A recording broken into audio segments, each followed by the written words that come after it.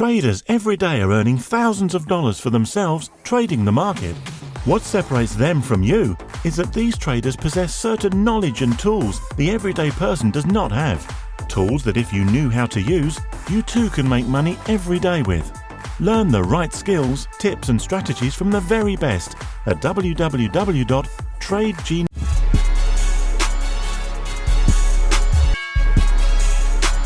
Hi, this is ABBAS HUSSAIN from Behind the Gloves, and I'm here with a newly signed professional, Umar Sadiq. Umar, first of all, how are you doing? How's your day gone? You're looking fresh in them sunglasses. Well, you know. I'm doing well, fantastic.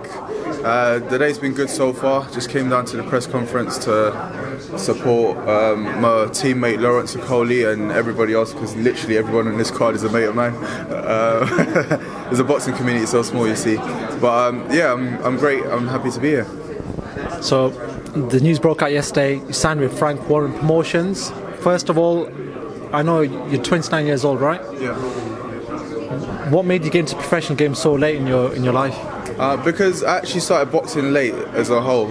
I had my first ever fight at 20, and then since then I've had a couple of breaks from boxing through injury, or there was one particular time where I took a break from boxing simply because too many decisions that should have gone my way didn't go my way, and I was just sat back and thought, being probably the most disciplined person in any club that I've ever trained at, I could carry that discipline on to other things in life and be successful, which I did. I've done a lot in life, but one way or another I always fell back into boxing, always end up having another fight. And when you're taking fights on 5 days notice, when you're not even in the gym, and winning the likes of an English title, you've got to recognise and respect that you've been given a talent and you've got to do something great with it.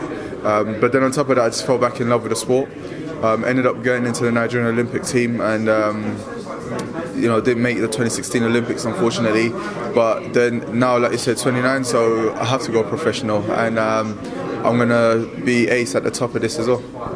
What excites you about signing with Frank Warren Promotions, and also the prospect of being on BT Sport with the reach that they do have as well? Well, you just touched on it. So first thing is, Frank Warren's a Hall of Fame promoter. He's got a proven track record of building people up from the ground up. He's got, like you said, Box Nation, BT Sport.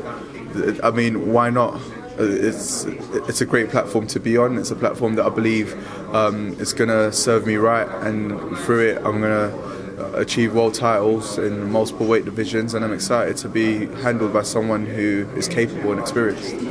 Well, give us a little bit of your amateur background. Tell the viewers of what you've been doing over the last couple of years in the amateur game. So what year are we in now? Literally 2 years ago was when I first got back into boxing after that break I just told you about. So I took a break, I went travelling, I did charity work in Central America, Nicaragua. Started speaking Spanish from there actually, so yo hablo español muy bien también. And I went travelling Southeast Asia and whatnot, and did a few bits, and then came back, and 4 weeks later was the Haringey Box Cup in North London. So fresh off travelling, Repton Boxing Club, which I was a member of. They asked me to do it for them. They didn't have anyone represented in the light heavyweight division, 81 kilos. So I took it on 4 weeks' notice whilst working full time, because I got a job straight away when I got back. And I went on to win that. And then since then it's just been win the English title, win a Nigerian title, get in the Nigerian Olympic team, box internationally against top amateurs from other countries, and the last year has been spent serving my apprenticeship and adapting my style to that of a professional. So now I believe that the gap that I've had between the Olympic qualifiers to now has put me in a position to be able to deliver good quality and good value to the fans watching and the viewers watching when I do fight. So rather than looking like a novice trying to learn on the job, I should be going in there already looking like an accomplished pro. Super middleweight division booming. We've got people fighting for world titles. We've got 2 world champions as well. We've got George Groves, James DeGale, Callum Smith's going out to America in September hopefully, and picking up a world title then as well. Is there a right time just to get back into get into the professional game at that weight? Most definitely, and that was one of my deciding factors. So I could have gone light heavyweight, I could have gone super middleweight, but I just looked at the scene worldwide and domestically, and I was just like, you know, which one makes your mouth water more, really? And it's the super middleweight division. So I want to get in that mix, and I want to clear it up, win all the titles there, and then eventually move on to be a light heavyweight. So I'm buzzing for it, yeah. Obviously, you've not fought yet, so what's the plans for the next 12 months for yourself? Next 12 months, be as busy as possible, starting in September when I make my debut. I would love to fight as much as I possibly can. Frank Warren's got 30 shows a year he's got to deliver on, and as many of those, if I could fight 30 times a year, I actually would, believe it or not. But obviously that's probably not going to happen. But 8 fights over the next year I think would be great. We would have done well to do that, and right after that I could get back to have a meeting with Frank and let him know, look, I've served my apprenticeship and start knocking on the doors of titles now. Okay, looking at the division that you're in, there's a lot of good domestic fights that can be made that are world title fights. Which one excites you the most? World title fight? Yeah, so if it was to be between Smith, DeGale, Groves, say they've all got, two of them have got world titles, one hasn't. So if Callum Smith gets a world title, out of them three, what fight would you like to make out of them three? I'd like to have all 3 of them within a year, one after the other. But amongst themselves, who would you like to see fight each other? Amongst themselves, it would be Groves the girl winning it. I think that's a no-brainer. That's a no-brainer. And obviously, finally, we just got to know your boxing side, how you got into boxing, everything else. How does Umar Sadiq relax? What do you do in your spare time, and what do you get up to? Whatever comes up to do. I mean, I went travelling for a long time, so naturally I enjoy travelling, but that typically just interrupts the training regime. So I do go on breaks, like city breaks or weekend breaks here and there. I hang around with my mates. I love learning a lot, believe it or not. I'm a bit of a nerd. So yeah, I'm always learning something, and always practicing my Spanish as well. Like I said, I speak Spanish, and one day you might interview me in America when there's some Mexicans around, and I'll surprise you. And I do other things. Like I train on my brain. I don't just train physically, so I do.